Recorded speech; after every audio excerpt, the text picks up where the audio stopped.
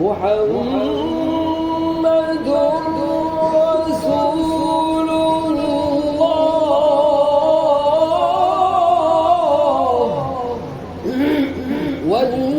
والذين معه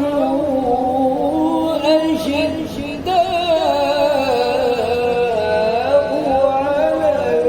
الكفار رحماء بينهم